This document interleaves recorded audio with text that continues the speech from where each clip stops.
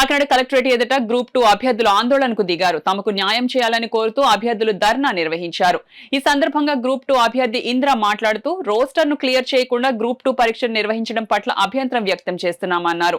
Roster ను clear చేసిన తర్వాత గ్రూప్ 2 పరీక్షను ఎప్పుడు పెట్టినా తమకు సమ్మతమే అని పేర్కొన్నారు.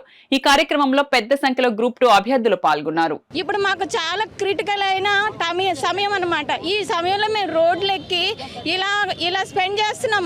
మాకు అవసరమా అండి? ఇది అసలు మాకు అవసరం కాదండి. మాకు టైం ఇచ్చారు, మీరు మాకు టైం ఇచ్చారు. మేము అడిగాము ఒకసారి, మాకు కొంచెం టైం ఇవ్వండి అని అన్నాము. మీరు మాకు టైం ఇచ్చారు, మేము ఎగ్జామ్ ప్రిపేర్ అవుతున్నాం సార్.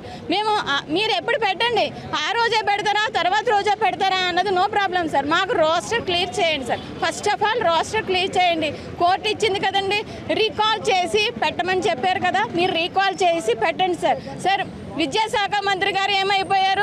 మా స్పందించండి సార్. అసలు రాష్ట్రం అంతా, ప్రజలంతా, విద్యార్థులంతా ఎంత గోల పెడుతున్నారు. 3 రోజులు 4 రోజుల నుంచి రోడ్ల మీద ఎక్కి మేము చదువుకోకుండా మేము చాలా మానసికమైన ప్రెజర్తో ఉన్నాం తెలుసండి.